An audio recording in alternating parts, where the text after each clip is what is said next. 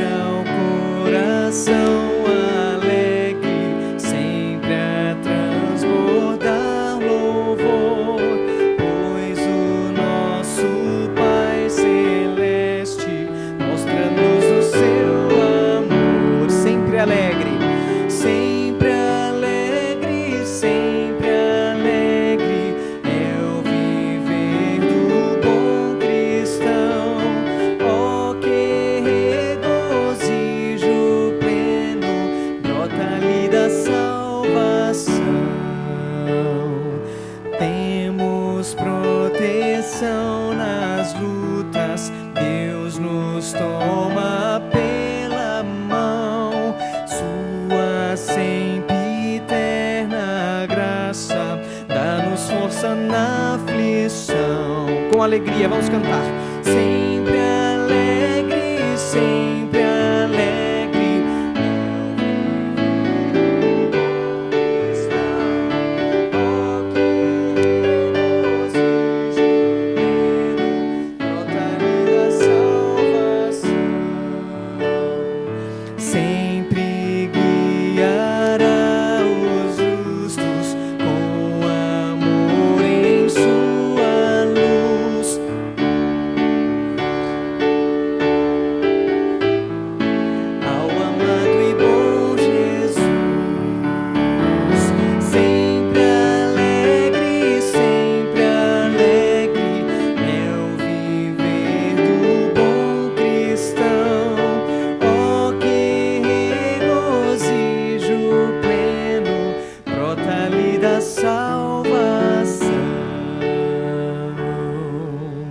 Amém? Deus seja louvado. Número 444, também do nosso hinário, Face a Face. Que essa possa ser a nossa oração, que nós possamos ter esse desejo diariamente de ver a Jesus face a face. Quanto almejo ver a Cristo.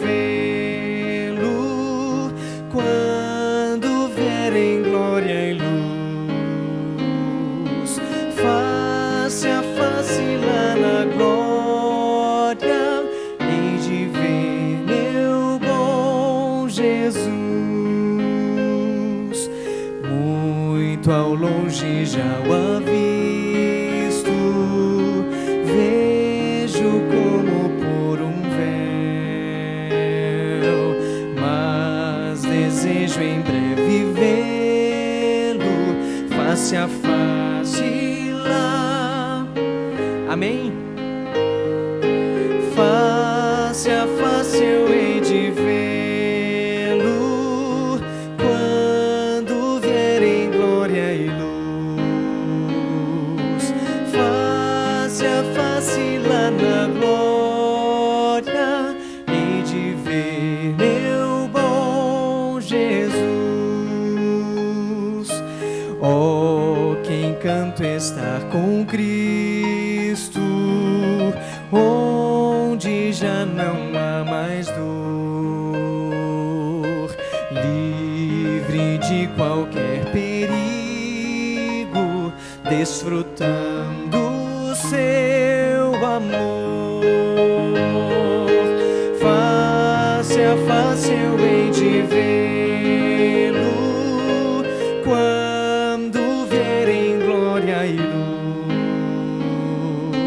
Face a face lá na glória hei de ver meu bom Jesus. Face a face, que alegria de ser viver assim, Vendo o rosto tão querido,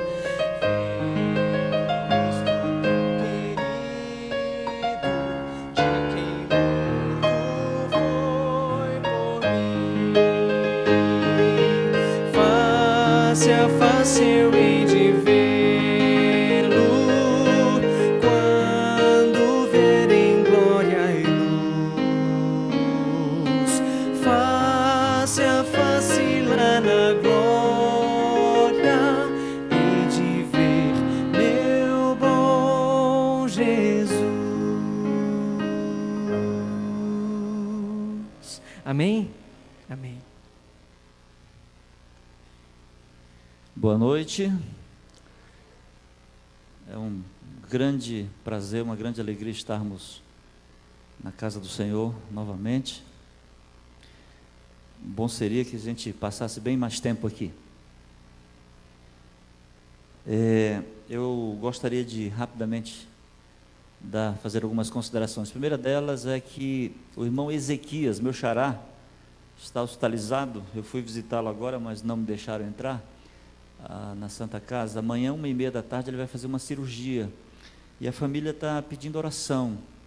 Vamos nos unir a oração por ele? Não vai ser bem facinho lembrar do nome dele, tá certo? Aí, lembrem dele e orem para que a cirurgia seja tranquila. Quarta-feira é Natal, a noite do dia 24 para o dia 25. Eu já falei sábado aqui que eu gostaria muito de vê-los todos aqui, né? Antes da ceia, antes da confraternização com os amigos, vamos nos alimentar da palavra de Deus aqui. Por favor, venha, traga seus amigos. Aí depois você vai lá, faz a ceia em família, vai ser uma bênção.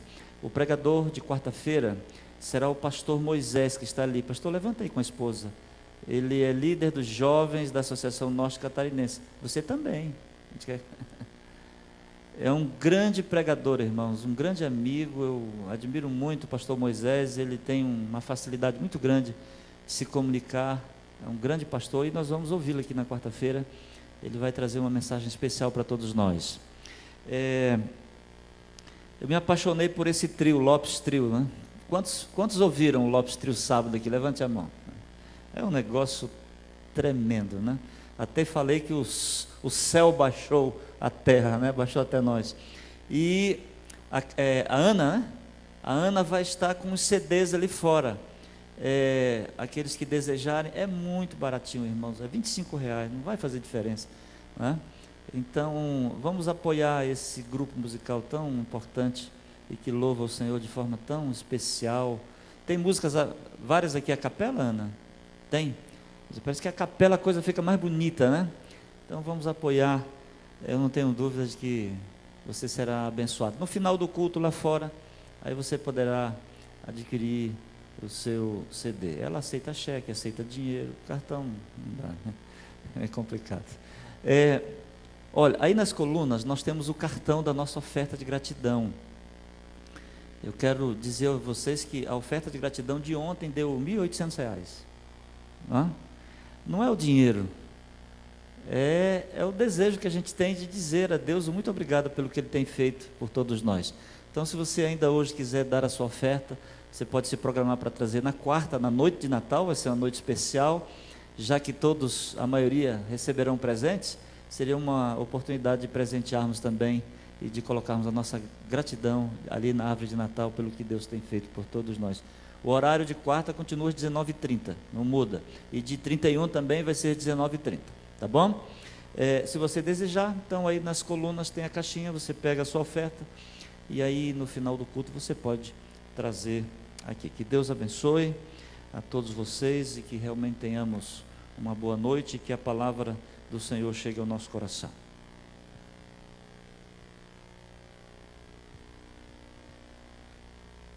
Esse espírito de gratidão, vamos ficar em pé, vamos cantar o hino 247 do nosso hinário. Graças dou pela vida que o bom Deus a mim legou.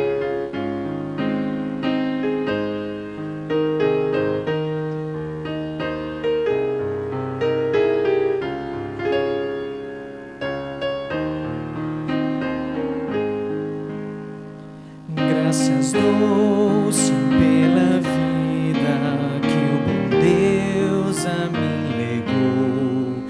Graças dou por meu futuro e por tudo que passou, pelas bênçãos derramadas, pela dor, pela aflição, pelo seu cuidado infindo, pela graça do perdão. Graças pelo azul celeste e por nuvens que há também, pelas rosas no caminho e os espinhos que elas têm, pela aurora, pela noite, pela estrela que brilhou, pela prece respondida e a esperança que raiou, pela cruz e o sofrimento e eterna ressurreição, pelo amor que é sem medida, pela paz no coração, pela lágrima vertida e o consolo que é sem par, pelo dom da eterna vida. Sempre a Deus irei louvar. Amém?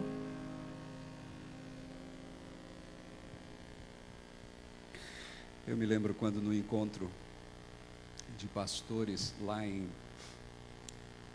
foi em Foz do Iguaçu, um dos pastores da igreja, um dos mais brilhantes pastores que essa igreja tem, Dwight Nelson, ele que acho que há mais de 10 anos é o pastor da igreja da Andrews, ele disse que a vida dele mudou muito quando ele leu a história de Moody, que também foi um grande pregador, que chegou numa igreja pequena, e ele pediu que um grupo de irmãs, enquanto ele pregasse, elas se reunissem numa sala e orassem.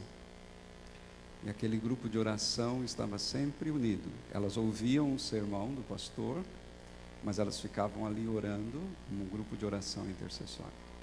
E depois que o pastor Dwight Nelson ficou sabendo disso, ele falou: vou fazer o mesmo. E ele também pediu que um grupo de pessoas estivesse orando para que ele pudesse pregar, né? A nossa igreja também tem um grupo de oração. E nós devemos nos beneficiar deste grupo de oração. Como? Para você que nos visita, nós temos aqui a nossa arca da oração. Em qualquer momento do culto você pode pegar, ir até essas colunas, você sempre vai encontrar um papelzinho feito especialmente para fazer o seu pedido de oração, e ali você pode identificar a sua necessidade. Se for um problema de ordem física, nós temos ali um grupo especializado para orar só por questões de doenças, enfermidades, por problemas materiais, desemprego, problemas de ordem espiritual, problemas familiares, de tal maneira que você pode colocar especificamente no seu pedido, se quiser pode fazer 2, 3, por problema de saúde, por problema enfim, familiar, e você coloca ali. Ao final, o irmão Orlando, ou a sua esposa, a irmã Ana, eles vêm aqui, retiram e passam para os intercessores, e eles ficam orando por você, tá bom? Então vamos nos beneficiar do poder da oração, né? Da oração que nos leva à fonte de poder que é Deus. Eu quero convidá-los nesse instante para juntos dobrarmos os nossos joelhos, aqueles que puderem, para orarmos ao Senhor. Grande, amorável Deus, Paizinho querido, já se foi o primeiro dia da semana e nós aqui estamos cientes de que não há nenhum lugar melhor que esse, dentro da tua casa, junto com o teu povo, diante do teu trono. Aqui estamos para agradecer, conforme nós acabamos de cantar. Tantos motivos para agradecer ao Pai, pelo dom da vida, a proteção.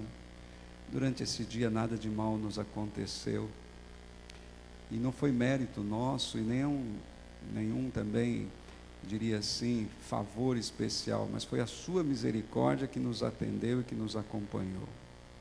Quantas e quantas pessoas, se pudéssemos ir aos hospitais, ali veríamos, talvez até em necrotérios.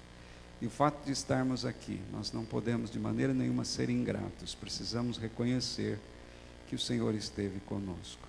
E inconscientemente nós não percebemos, mas quantas vezes os teus anjos com certeza nos livraram de perigos iminentes, mas nós talvez achamos que foi a nossa habilidade ao dirigir, a nosso reflexo, mas não, ali estava a tua mão poderosa nos guardando e protegendo.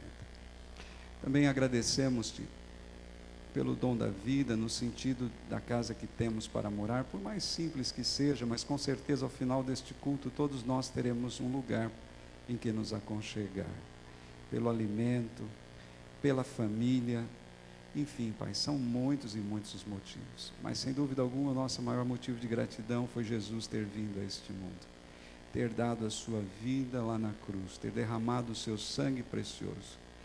Obrigado também porque a porta da graça ainda não se fechou e nós podemos ainda nos apropriar do poder remidor que há no seu sangue e pedirmos que o Senhor nos purifique dos nossos pecados. Queremos também e precisamos muito hoje ouvir a sua voz.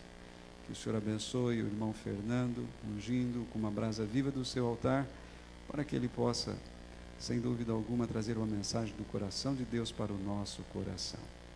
Abençoe os nossos queridos telespectadores que assistem este programa, ou direto, ou acessando em algum outro momento, através do nosso canal. Enfim, que eles nesse instante também recebam a tua bênção e a tua proteção. Nós te agradecemos e em nome de Jesus, sem dúvida alguma, expressamos a nossa gratidão maior. Amém, Senhor. Amém.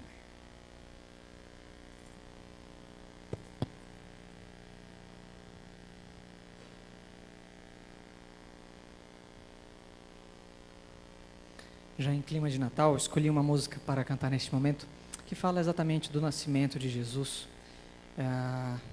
Um evento que faz parte de um processo para salvar a mim, para salvar a você, esse ser humano que nasceu para dar vida para cada um de nós. Nós possamos refletir na letra dessa canção nesse momento.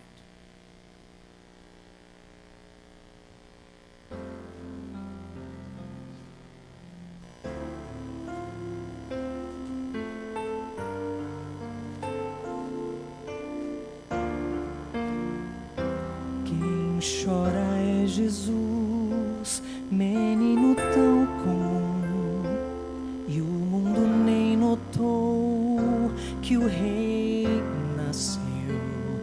Chegou tão frágil, chegou tão simples, chegou o Senhor, ai, sem menção. Mas onde estão os governantes? Por que não há celebração? O Rei dos Reis se fez menino e vem com ele a salvação. Mas onde estão os que esperavam? Por que não vem render louvor? Já renasceu a esperança, pois já nasceu o Salvador. Amém?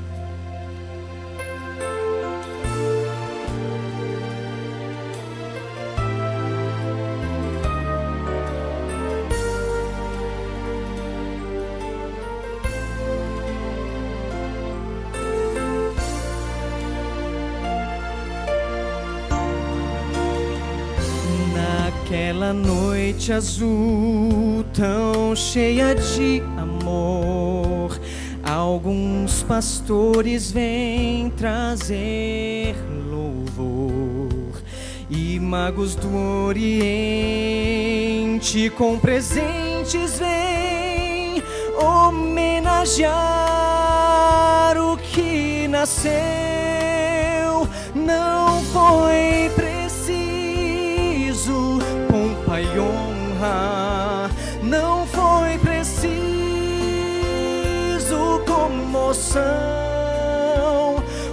Os próprios anjos celebraram, cantando hosanas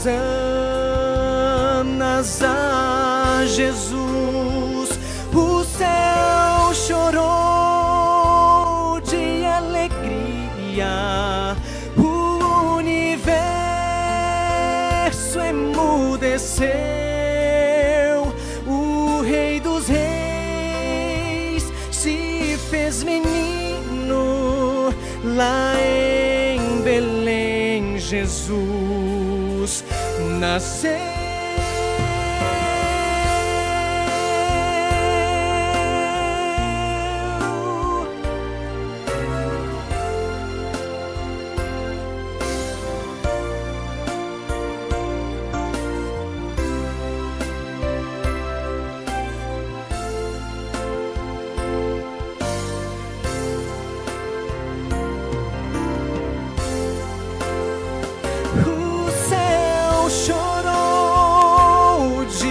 Alegria, o universo emudeceu. O Rei dos Reis se fez menino lá em Belém. Jesus nasceu.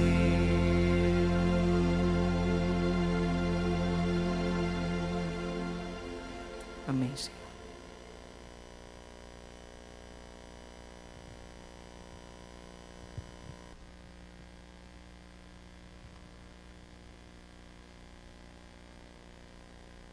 Boa noite, irmãos. É uma alegria estar na casa de Deus. Nós corremos muito durante esse ano e eu nem sempre pude estar aqui aos domingos e também nem todas as quartas-feiras. E aí, uma das coisas que eu conversando com a família lá, eu falei, bom, agora vamos ter um período de descanso aí também. Nós vamos conseguir organizar melhor a nossa vida. E o ano que vem também recebi uma bênção de uma mudança de horário lá na TV, que vai me favorecer aí. A gente não tem essa correria do final de semana aí, então a gente consegue se organizar melhor.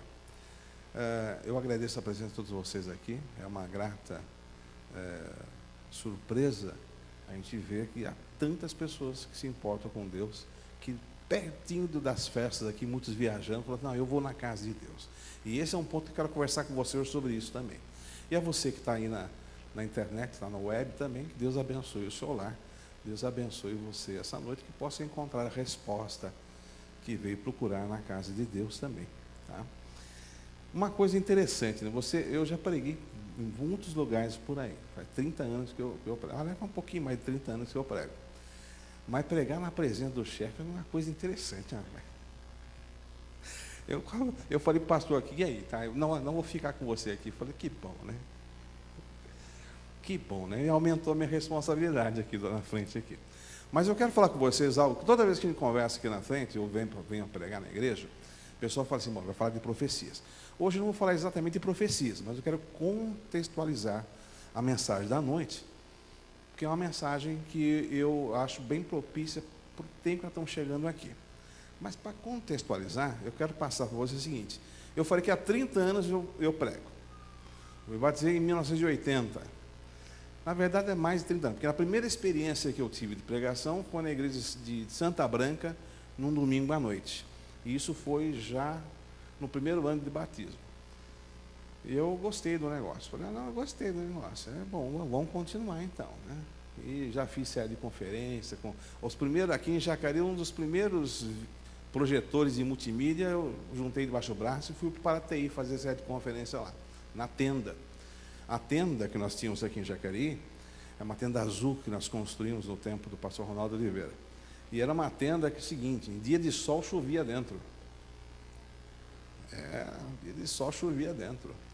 Porque era um calor danado. Uma tenda de plástico, o suor subia, batia no teto, descia em forma de gotas, né?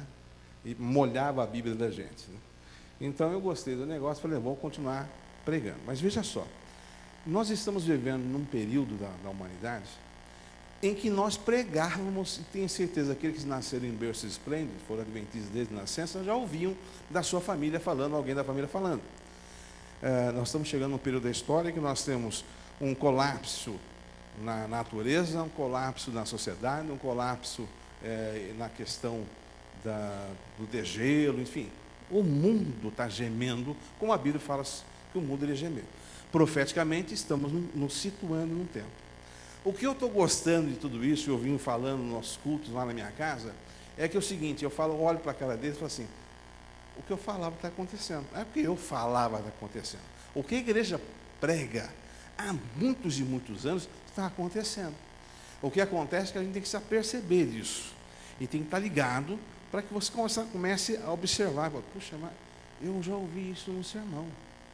Então, não está já ouvindo falar sobre tudo isso, guerra, não, já ouvi. Isso aí é plástico, isso é normal. Tá? O mundo econômico está dando uma grande mudança. Nós estamos diante de uma crise. A marola, que foi falado com o nosso governante, que não, no Brasil chegou uma marolinha, não, a marola bateu feio agora. Ela está batendo na porta aí.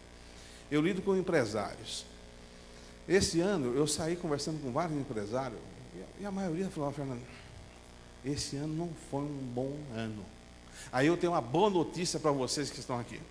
Não vai ficar melhor. Porque se ficar melhor, aí não está certo, né? Aí não corresponde à realidade que a Bíblia nos diz. Não vai ficar melhor. Vai haver um momento de bonança, de pretensa bonança, mas que precede a um fim rápido. Isso profeticamente. Mas o mundo econômico está virando de cabeça para baixo. E o mundo econômico, a economia, é uma ferramenta que Satanás vai utilizar para fazer com que as pessoas tomem decisões. E eu já preguei isso profundamente aqui, falando no outro sermão. Mas é uma ferramenta. Tá? Uma ferramenta. Como assim ferramenta? É só você pensar o seguinte, pode faltar qualquer coisa para você. E você se vira. Mas aquele que tem família, tem criança, se faltar para a criança, quer saber o desespero de um pai, quando o filho fala assim, o pai, estou com vontade de comer, cadê comida? E o pai não tem comida. O pai sai para fazer o que for preciso, botar comida em casa. Então, Satanás vai usar o mundo econômico como uma maneira de modificar. Também em profecias, esses dois de cima, né? E aqui está o pastor da nossa igreja, fazendo um vídeo. Eu não vou passar o vídeo. Isso foi bem difundido, mas nem bem em profecias. Nós estamos vendo hoje a pregação de um conceito que eu ouvi quando entrei na igreja em 1980, que é a tal da união das igrejas. Tá? A igreja vão se unir em torno de uma só, um só. Hoje nós estamos ouvindo claramente.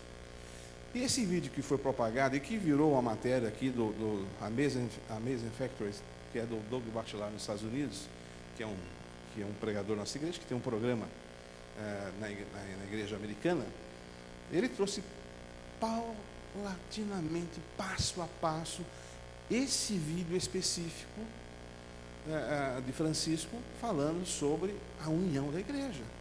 E ele fala aos crentes que estão ouvindo, que ele está falando para uma plateia ali, junto com o Kent Campbell, está falando para a plateia, essa plateia são de líderes religiosos de várias religiões. E ele fala, escuta, eu sou que nem José, você é seu com meus irmãos, está na hora de voltar para casa. Há um momento desse vídeo em que ele chama o Tom Palmer, que morreu em junho agora desse ano. Esse vídeo foi lá para o mês de janeiro, e o Palmer morreu em junho com um acidente de moto. Aí já fizeram uma conspiração aí e tal, o cara foi morto pelos crentes, não foi nada disso. Eu ouvi até um certo pastor dizendo que ele foi morto pelas adventistas. Não tem nada a ver com isso. Não tem nada a ver com isso. Mas há um momento em que o pregador chama o Palmer, grava um vídeo de volta para o Francisco, falando que nós aceitamos ele. Aqui está a comunidade. Nós aceitamos, queremos abençoá-lo, que ele nos abençoe, que nós aceitamos que ele nos dirija. Veja só. Isso não é um fanatismo, nem quero deixar vocês preocupados, nem estou falando mal do fulano, estou dizendo o seguinte, a profecia está se cumprindo. Há um ajuntamento das igrejas.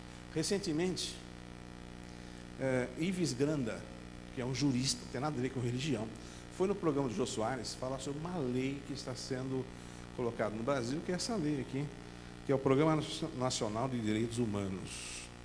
Tá? Ela já era para ter sido votada em 2013, não foi votada.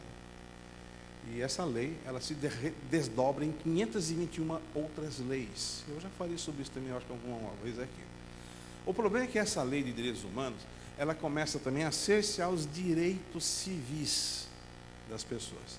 E entre essas 521 leis, depois assistindo outro entrevista do Ives Ganda, tem uma lá falando sobre a abolição dos símbolos religiosos.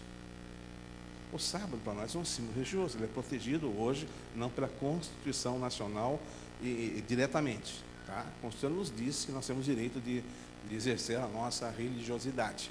Mas aí você choca, os estudantes é que sentem mais, quando vão ter que fazer uma prova, tal, cai na sexta. No estado de São Paulo e alguns estados, Mato Grosso e outros estados, existe uma lei específica falando, olha, os que guardam o sábado ou que guardam outro dia têm direito a exercer ou fazer a prova em outro dia. Isso existe uma lei. Essa lei que o Ives Grande está falando, ela vai tirar isso, porque os símbolos religiosos, e o nosso símbolo religioso é o sábado, a guarda do sábado, vai ser tirado isso dessa lei. Fora outras leis que vão ferir aí a liberdade, inclusive a imprensa, do direito e tudo mais. O Brasil ele caminha para um comunismo abrasileirado. Também um chavismo, né? Igual houve na Venezuela. Isso aí que são juristas que estão falando. E essa entrevista está na internet, se você quiser ver, Ives Ganda fala sobre isso. Aí a gente fala, bom, esse cenário que está acabando o mundo, então o que eu faço? Bom, primeiro ponto seguinte está aqui, abra sua Bíblia em Lucas 21, 28. Vocês vão ter muitos versículos. Eu vou pedir a vocês licença de ler o que está ali, que ali eu consigo enxergar, porque ultimamente eu não estou conseguindo enxergar na Bíblia mais. Então, vamos lá. Abra Lucas 21, 28, que é um texto que é conhecido, e às vezes a gente precisa ler esse texto, trazer para dentro do coração, para a gente conseguir identificar realmente o que Deus está falando para nós. Jesus está falando para mim o seguinte, quando essas coisas, que coisas? Ele estava pregando sobre os acontecimentos, sobre as profecias, o final dos tempos, sobre os aspectos que ocorreram nos sinais do mundo. Aí, mas quando essas coisas começarem a acontecer, alegrai-vos e ergueis as vossas cabeças, pois a vossa redenção está próxima. Ponto, meu irmão, para a gente analisar aqui. Se melhorar, a Bíblia está errada. Se o mundo virar um mar de rosas de repente, e todo mundo fala assim, pô, está tão bom aqui que eu vou continuar. Eu quero ficar aqui, para que eu vou arriscar minha vida? Então, se continuar do jeito que está, nós estamos caminhando para o cumprimento das profecias. Que vai haver algumas mudanças, e pode ter algumas bonanças, pode ter alguma bonança, mas a sequência nós estamos perto do fim do mundo. Nossa, mas isso está um terror para mim, nossa, que medo. Gente, não é para ter medo, porque aquilo que eu ouvi do vô Bernardo, que eu ouvi das pessoas da igrejas, que falavam e aguardavam a esperança, está acontecendo.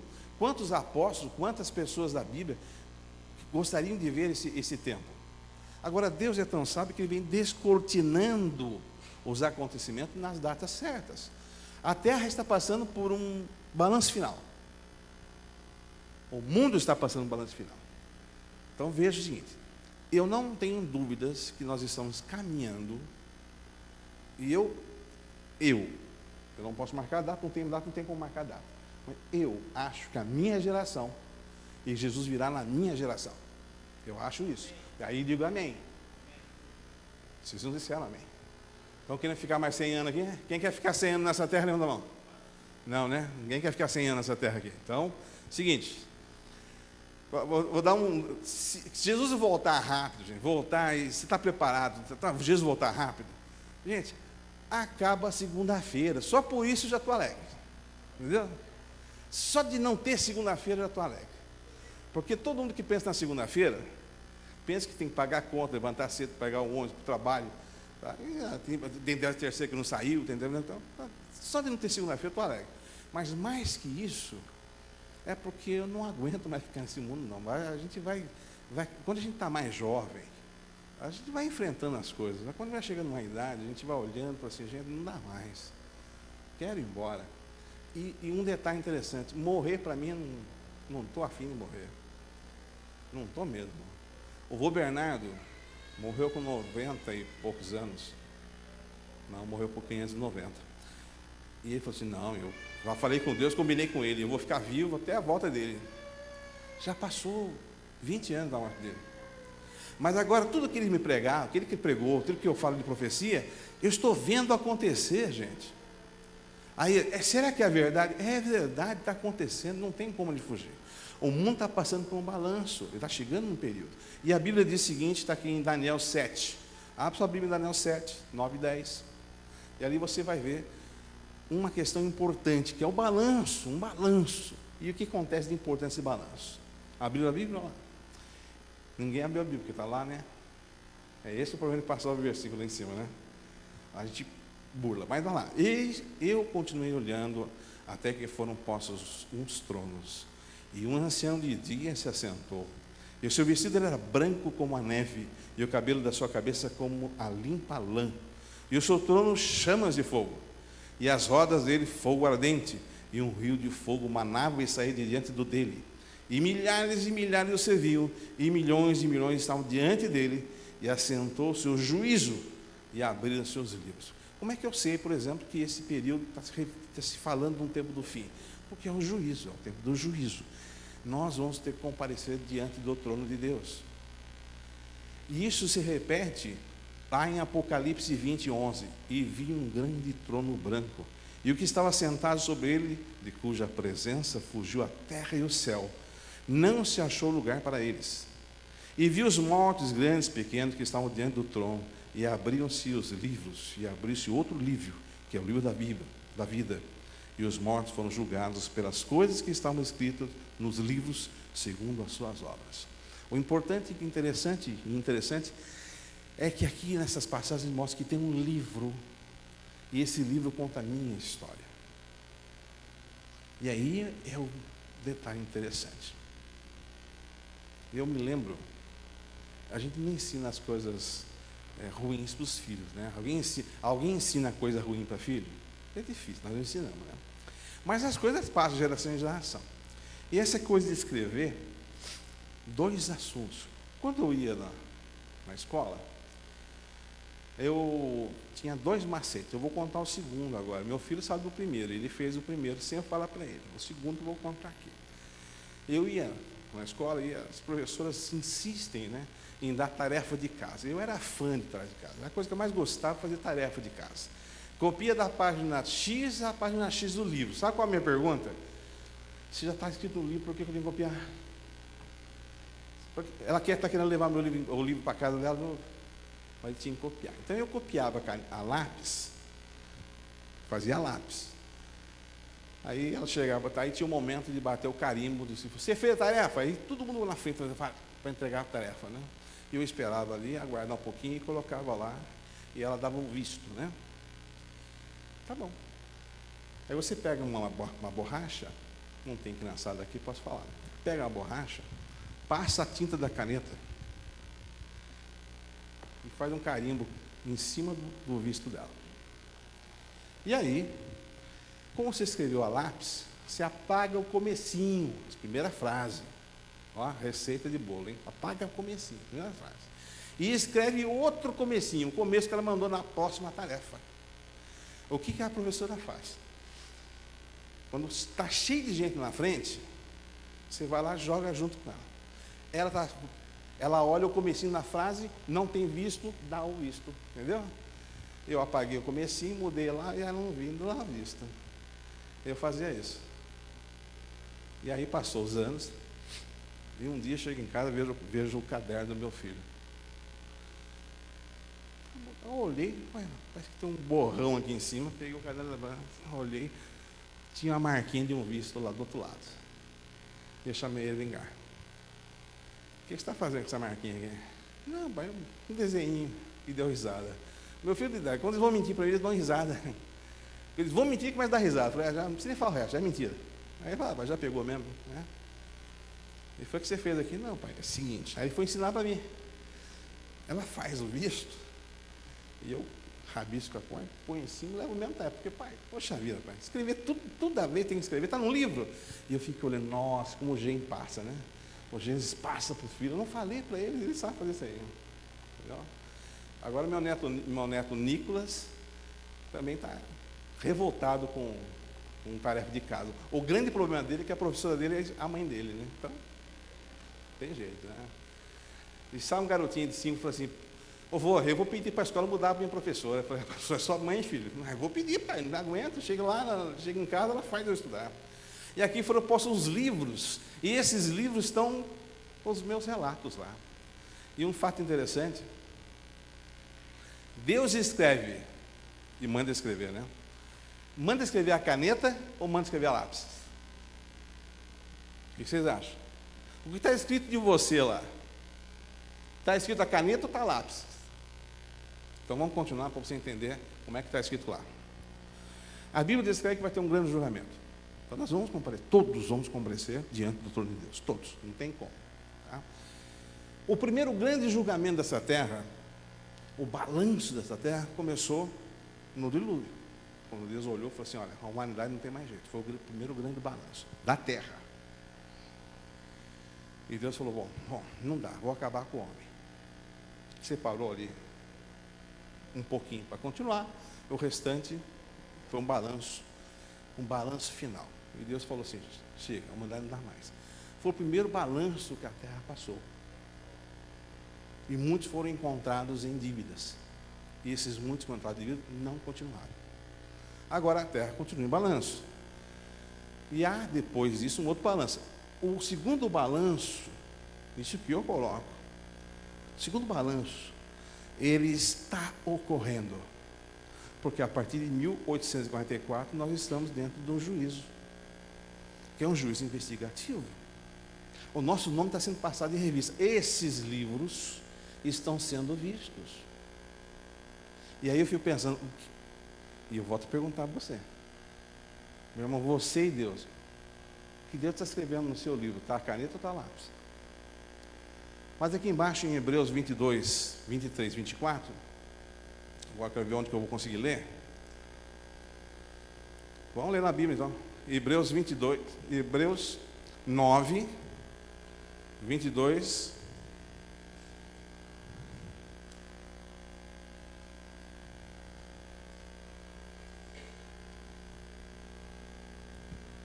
Hebreus 9, 22, 23. Ah, obrigado, mudou. Mas ainda não conseguindo ver. Vamos lá. Hebreus 9, 22 em diante. Diz o seguinte: com efeito, quase todas as coisas, segundo a lei, se purificam com sangue. E sem derramamento de sangue não há remissão. Aí vem a sequência. Por isso era necessário que as figuras das coisas que se acham no céu se purificam com tais sacrifícios, mas as próprias coisas celestiais com sacrifícios superiores. Aí vem um detalhe. Nós vamos passar por um balanço. E estamos num juízo que Deus investigativo. A nossa história está sendo colocada diante de Deus. E aí vem. Era necessário, portanto, 24, porque Cristo não entrou no santuário feito por mãos humanas, mas entrou numa figura do verdadeiro, porém no mesmo céu, para comparecer agora por nós diante de Deus. Então a primeira grande mensagem que eu trago a você é a seguinte: nosso nome está sendo posto em juízo, mas a grande mensagem que nós temos é que Jesus é o meu advogado. Em João 5, fala que o mesmo advogado é o juiz. Então eu já falei também uma vez, comentando sobre isso. Que bênção!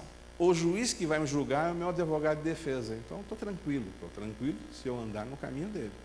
Mas aqui é o seguinte: nós estamos passando por um período de juízo, mas o meu grande advogado, aquele que intercede por mim, que defende eu e você, está diante de Deus, o Pai. No apedrejamento de Estevão, foi um outro balanço, mas foi o término de um outro balanço. Qual balanço? Alguém pode me informar? Qual balanço? Que período terminou no apedrejamento de Estevão? No povo de Israel. Então ali, vejam, houve agora um balanço do povo de Israel. Nós começamos um balanço da humanidade, da terra inteira. Estamos passando por um balanço, um segundo balanço da terra inteira, porque é um juízo. E para exemplificar você, houve um balanço de um povo que terminou nesse período do apedrejamento de Estevão. Uma nação foi posta em balança. Nem todos foram encontrados diante de Deus justos. Mas terminou ali. E nós, irmãos? O que está acontecendo conosco agora? E esse é o ponto que você tem que começar a pensar. Em Apocalipse 7, 1 a 3, é um versículo que eu gosto de usar bastante, que fala sobre esse anjo que pede a outros anjos. Vamos ler o versículo. E depois dessas coisas, vi 4 anjos que estavam sobre os 4 cantos da terra, retendo os 4 ventos da terra, para que nenhum vento soprasse sobre a terra, nem sobre o mar, nem contra árvore alguma. E vi um outro anjo que subia da banda do sol nascente e que tinha o selo de Deus vivo. E clamou com grande voz aos 4 anjos a quem fora dado o poder de danificar a terra e o mar, dizendo: não danifiqueis a terra, nem o mar, nem as árvores, até que tenhamos assinalado nas testas os servos do nosso Deus. Quando eu li isso nos meus estudos, eu pensei, peraí, então aqui está um momento de decisão. E, em certo sentido, é um balanço pessoal. Se eu sei que o meu nome está sendo passado em revista no céu, e eu sei através dessa passagem que Deus está separando e selando o seu povo, logicamente eu quero conhecer o selo, eu quero saber e quero pertencer ao reino de Deus. O que fez você vir aqui na igreja hoje? Porque vir no sábado de manhã pode virar hábito, né? Eu posso transformar o meu culto de sábado na missa de 7º dia, com duplo sentido. É uma missa de 7º dia que eu venho no 7º dia na casa de Deus. E é uma missa de 7º dia porque eu posso estar morto espiritualmente e estou celebrando uma missa de 7º dia. Mas eu posso vir na igreja porque é hábito. Eu me habituei a vir. E eu fico aguardando acabar o sábado para poder, então, estar livre. Mas no domingo, eu não preciso vir na igreja se eu não estou bem assim na minha fé, certo? Então, o que trouxe você aqui na igreja hoje, à noite? No seu coração você sabe, meu irmão. Você veio procurar a palavra de Deus, veio procurar alguma mensagem, veio procurar algum conforto espiritual, veio se encontrar com Deus. Você não veio ver um pregador. Você veio saber o que ele está falando, mas você não veio se encontrar com um pregador. Você tomou a decisão de vir aqui, porque o Espírito Santo agiu no seu coração, lá na sua casa. E você sentiu esse chamamento, falou assim, eu vou na igreja. Notem, vir na igreja no domingo à noite, também é um ato de fé. O dia do Senhor é o sábado, tá? Aí você tem que exercer isso também no sábado. Porque esse é o sinal que está aqui. Esse é o selo que está ali.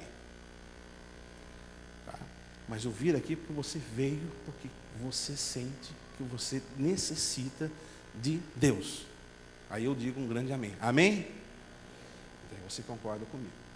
Então veja, nós temos um grande balanço do mundo. Tivemos o primeiro, estamos tendo o segundo. Temos um balanço pessoal agora que é você, dentro do seu coração, conversando com Deus. E é individual.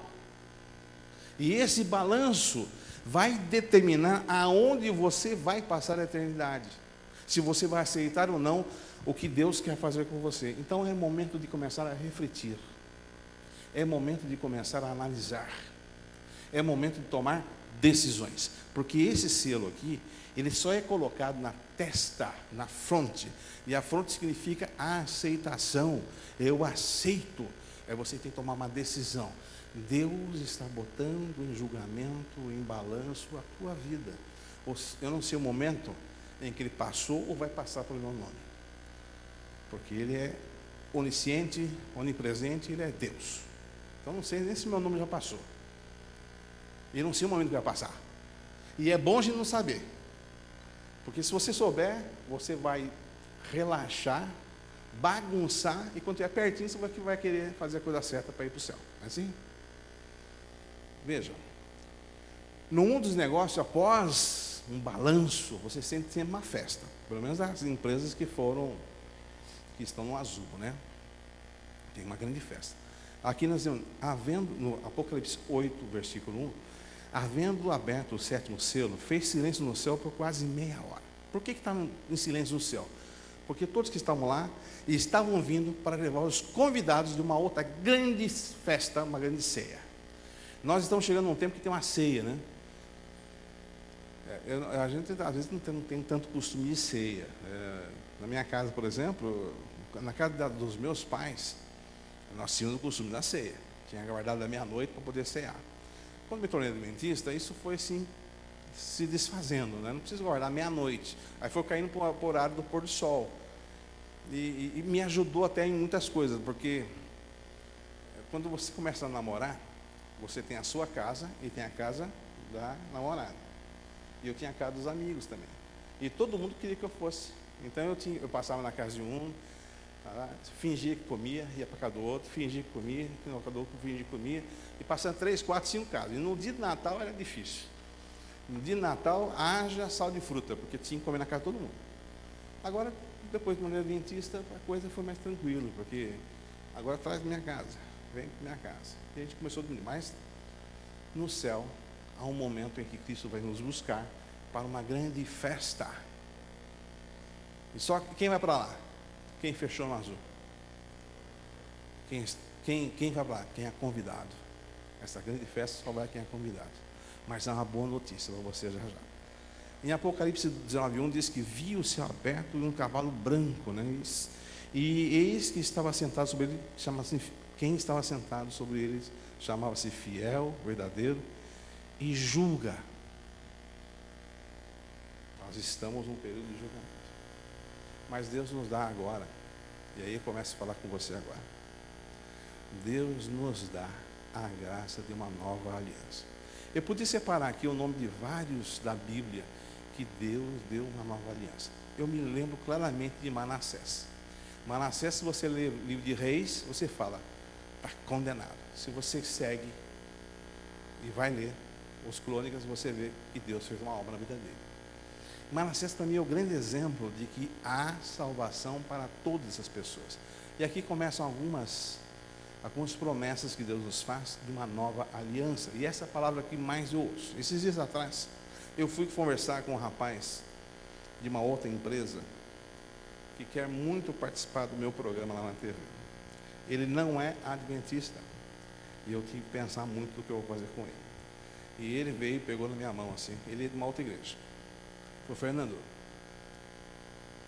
eu quero fazer isso. Eu quero dar isso para o seu programa, porque eu valorizo assim. Você não tem nem ideia de como o povo lá de fora, assim, das outras igrejas, valoriza o seu programa. Eu falei: amém. E eu quero fazer uma aliança com você. Eu não quero fazer um pacto, eu quero fazer uma aliança. Aí ele discorreu sobre o que é uma aliança para ele. É algo que está acima dos meus interesses particulares. Com quem ele tem aliança, ele tem um ligamento, uma ligação tão profunda, que se ele for se prejudicar, mas com quem tem aliança e vai beneficiar, ele vai fazer. A aliança que ele pregou para mim foi na área de negócios, mas Deus quer fazer uma aliança com você, e uma nova aliança. Aí começa o nosso grande Deus, porque Deus fez aliança com o povo de Israel, Deus fez aliança com pessoas, Deus fez aliança com você, aqueles que são batizados, aqueles que acreditam na palavra dele. Deus fez uma aliança com você. Agora nós somos muito fortes para quebrar alianças, e nós quebramos aliança. E o que Deus diz para nós é o seguinte: Isaías 55, 6 e 7. Buscai ao Senhor enquanto se pode achar, invocai-o enquanto está perto, deixa o ímpio o seu caminho, o homem maligno os seus pensamentos, e se converta ao Senhor, que se compadecerá dele. Torne para o nosso Deus, porque é grandioso em perdoar. Primeiro ponto, tem que estar falando assim: Deus é grandioso em perdoar, meu irmão. Eu não sei o que você tem para pedir perdão para Deus. Esses dias eu me deparei com uma dificuldade tremenda. Alguém a quem eu amo, gosto muito, veio para mim e falou assim: errei. E eu não consigo viver com esse erro esses dias. Eu não me sinto bem. E eu sinto que eu magoei a Deus. O que eu faço? Ajoelha, vamos conversar com Deus. Essa pessoa me chamou e falou assim: mas você vai comigo para orar? Eu falei: vou. Você tem certeza que você vai comigo? Tenho certeza, vou junto orar. Eu conheço esse Deus. E nós oramos, nós conversamos, oramos de novo, conversamos, oramos de novo, conversamos. Lá depois de 1 hora de ler a Bíblia, orar, conversar, o semblante estava diferente, a paz estava diferente. Não é o Fernando. Oramos mais uma vez para que ela pudesse encontrar a paz com Deus. Você vai orar por mim? Eu falei: não é eu que vou orar por você. Eu vou dar o início aqui, eu vou dar o pontapé, eu vou começar aqui e você fala com esse seu Deus. Primeira oração foi quebrada, eu não consegui. Eu falei: não, vamos, não sei, se passou do teto. Eu falei: vamos de novo. E fomos conversando, irmãos, até o momento que ela descobriu como quebrar a barreira do coração dela, e se entregou e falou com Deus. E quando ela conversou com Deus, realmente conversou com Deus, aí ela se satisfez. Nosso Deus é grandioso em perdoar, meu irmão. Perdoar. Depois vem o seguinte, Jeremias 23, 3. E eu mesmo recolherei o resto das minhas ovelhas. Deus quer trazer você para junto dele. De todas as terras para onde as tiver afugentado, e as farei voltar aos seus apriscos, e frutificarão, e se multiplicarão, e levantarei sobre eles os meus pastores, para que apacentem, e nunca mais temerão, nem se assombrarão, e nenhuma delas faltará, diz o Senhor. Essa promessa é para mim e para você. Aí uma vez eu lendo isso aqui de uma pessoa, eu falei: Fernando, esses textos estão tudo no Velho Testamento. Eu falei: calma aí. Jeremias 31, 31. Aí continua a sequência. Eis que vem dias, diz o Senhor, em que eu farei um concerto novo com a casa de Israel e com a casa de Judá. Não conforme o concerto que fiz com seus pais, nos dias que eu tomei pela mão para os tirar da terra do Egito, porquanto eles invalidaram o meu concerto, e apesar de eu os haver desposado, diz o Senhor. Aqui agora você vê um Deus falando assim: escuta, eu vou fazer um novo concerto com você. Filhos, geração, vou fazer um novo concerto com você. Não vai ser igual aquele concerto que eu fiz com seus pais e que eles invalidaram. É um novo concerto. Mas esse é o concerto que farei com a casa de Israel. Depois daqueles dias, diz o Senhor, porei a minha lei no seu interior, e a escreverei no seu coração, e eu serei o seu Deus, e eles serão o meu povo. Só por isso eu já quero esse novo concerto. Só nisso. Aqui nessa passagem de 1 Pedro 2, 9 e 10, tem uma resposta que eu quero passar para você. Fernando, mas essas promessas são tudo para os judeus. Está tudo no Velho Testamento. Não tem nada no Novo Testamento, não. Porque a gente se identifica com a Bíblia como um todo. Mas o mundo evangélico, o mundo lá fora, o mundo das pessoas, falam, mas isso é tudo para os judeus. Tá? Aqui em 1 Pedro 2, 9 e 10 diz: vocês, porém, são geração eleita. Eu já li sobre isso, mas vou ler porque tem gente nova aqui. Sacerdócio real, nação santa, povo exclusivo de Deus, para anunciar as grandezas daqueles que o chamou das trevas para a sua maravilhosa luz. Antes, vocês nem sequer eram meu povo, mas agora são povo de Deus. Não haviam recebido misericórdia, mas agora receberam. Aqui Pedro está falando para um povo que não era judeu. Ele está falando para os gentios, mas que aceitaram a Cristo. E ao aceitar a Cristo, algo especial aconteceu. Eu vou fazer questão de ler o texto que está em Gálatas 26, versículo 3. Abro para vocês aqui para a gente completar esse detalhe. Se essas promessas são somente para o povo judeu ou não. Gálatas 26.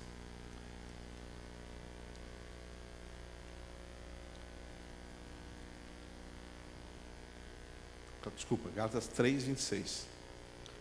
Gálatas 3, 26. Se alguém achou Gálatas 26, a gente apaga porque não está na Bíblia. Tá? É livro apócrifo. Mas o Gálatas 3, 26 está. Vamos lá. Agora, ali foi Pedro, aqui não é Pedro. Aqui é Paulo, falando o seguinte: pois todos vós sois filhos de Deus, mediante a fé em Cristo Jesus, porque todos, quando foram batizados em Cristo, de Cristo foram revestidos. De sorte que não pode haver judeu, nem grego, nem escravo, nem liberto, nem homem, nem mulher, porque todos vós sois um em Cristo Jesus. E se sois de Cristo, também sois descendentes de Abraão e herdeiros segundo a promessa. Isso aqui é o Israel espiritual que a gente fala na Bíblia. Você não vai encontrar a palavra Israel espiritual. Eu já preguei isso também. Mas aqui é o Israel espiritual. Quando aceitamos a Cristo, nós recebemos, por herança de nosso Deus, todas as promessas que foram feitas aos israelitas. E dentro dessas, as promessas de uma nova aliança, de Deus mudar o meu coração. Isaías 55, 3: escutai-me e vinde a mim, ouvi-me e é a vez de viver, porque farei convosco uma aliança eterna, assegurando-vos graças prometidas a Davi. Dá para entender agora que as promessas antigas, de acordo com o que nós lemos em Pedro e em Gálatas, ela pertence a nós também. Vocês aceitam isso? Amém? Então, aquelas promessas feitas a eles no passado, mediante a fé em Cristo, ao batismo em Cristo, é passada a nós. Você também é judeu? Judeu espiritual.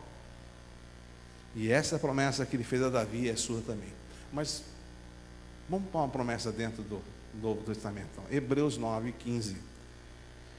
Exatamente por esse motivo, Cristo é o mediador de uma nova aliança, para que todos aqueles que são chamados recebam a promessa da herança eterna, visto que ele morreu como resgate por todas as transgressões cometidas durante o período em que vigorava a primeira aliança. A primeira aliança, nós somos agora chamados a uma segunda aliança, mediante Cristo. Cristo fala assim: ó, escuta, tudo que foi feito no passado, eu te dou uma nova página em branco. Aí volta a pergunta para você: se você aceitar essa aliança, a sua página foi apagada ou ela é mantida? Ela é apagada. Então eu dou graças a Deus porque a minha página, até o presente momento, está sendo escrita a lápis. Tá bom? E aí, quando Jesus entra em meu coração, ela é escrita num tinteiro, no sangue de Cristo. Todas as minhas obras, todas as minhas boas obras, são escritas com um tinteiro no sangue de Cristo, porque eu não tenho força para escrever as boas obras, mas Ele tem. Amém? Hebreus 13:20. Ora, o Deus da paz, que mediante o sangue da aliança eterna, trouxe de volta dentre os mortos nosso Senhor Jesus, o grande pastor das ovelhas. Nós temos o hábito de lembrarmos Jesus pendurado na cruz. É um hábito que nós temos. Gente, vamos lembrar que esse Jesus não está lá na Palestina. Não vão encontrar os restos mortais dele. Pode encontrar até os pregos que estão espalhados no mundo inteiro como sendo os pregos da cruz de Cristo. Aliás, há um monte por aí, que virou relíquias. Mas você não vai encontrar o corpo de Cristo lá. E aonde está o corpo de Cristo? Onde está Cristo? Está onde? Então vão ter que trazer de lá do céu também, botar no teu coração, meu irmão. Se você botar Cristo no teu coração, você vai vencer todas as coisas. É essa aliança que Ele faz com você, de estar com você. E nós estamos chegando no final do ano, eu não sei o seu balanço. Eu sei o meu balanço. Eu não sei o quanto você necessita de uma nova aliança. Mateus diz: pois isto é meu sangue da aliança, derramado em benefício de muitos para a remissão do pecado. Agora nós precisamos do sangue de Cristo para escrever uma nova página na nossa vida. Eu vou perguntar para você o seguinte: você precisa de uma nova aliança? Você precisa? Você aceita que Cristo escreva uma nova página na sua vida? Aceita? Ele está dando de graça para você. Eu não sei como foi o seu ano, não sei como foi a sua semana, não sei como foi o seu dia, e não sei como vai ser daqui até a volta de Cristo a sua vida. Eu sei o seguinte: eu preciso renovar. Eu preciso diariamente renovar com Cristo. Eu preciso estar com Cristo diariamente, porque eu tenho uma índole que me bagunça às vezes. Que eu tenho um velho homem que mexe lá dentro às vezes. Eu tenho um lobo que está adormecido, eu tenho que dar alimento para a ovelha, porque senão o lobo salta. E por isso eu preciso renovar cada dia os meus votos com Cristo. Mas essa renovação, dessa nova aliança, é algo mais profundo. Não é o perdão corriqueiro que eu peço, não é a oração pedindo que Deus me perdoe corriqueira, é algo mais profundo. Não quer dizer que eu nunca mais vou pecar, quer dizer que se eu pecar eu tenho meu advogado, se eu pecar eu tenho onde correr. A pior coisa do mundo que pode acontecer é alguém errar e não ter aonde ir buscar a paz.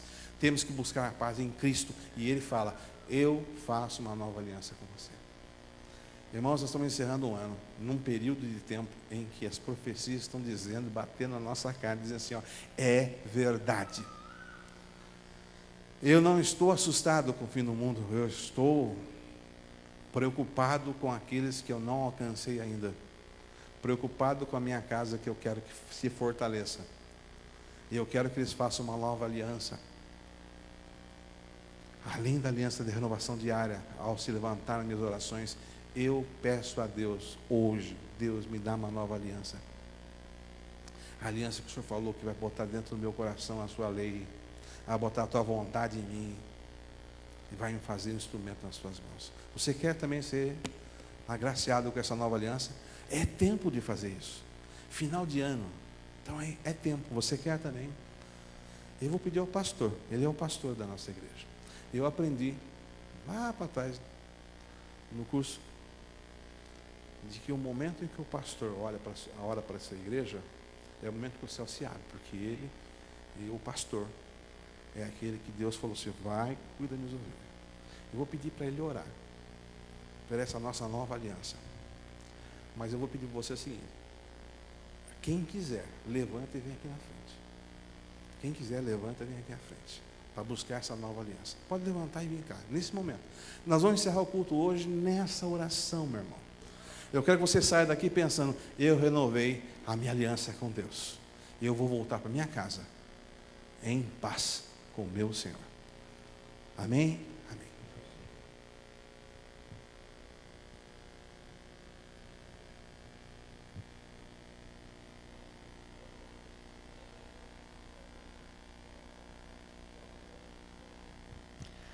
Grande Deus e Pai nosso que estás nos céus, nós te louvamos pelas grandes bênçãos que temos recebido de tuas mãos. Te agradecemos porque o teu evangelho continua falando no nosso coração. Nós te agradecemos porque o Senhor não desiste de todos nós que aqui estamos. Não desiste do teu povo. E agora, depois dessa mensagem, a gente queria, pela tua misericórdia e graça, te pedir que o Senhor pudesse apagar a nossa velha vida, os nossos erros, os nossos pecados, e escrever debaixo do nosso nome uma nova aliança, Senhor, um novo começo, uma nova etapa. O Fernando falou algo que deve mexer com todos nós, de que o mundo não vai mudar. As coisas vão continuar de mal a pior, mas nós podemos recomeçar, porque o nosso Deus é o Deus da nova aliança, é o Deus do novo começo, é aquele que perdoa todos os nossos pecados, é aquele que apaga todas as nossas transgressões, é aquele que impinge sobre ele mesmo uma santa amnésia, porque ele diz: eu não me lembrarei dos teus pecados. Faz isso com todos nós, Senhor.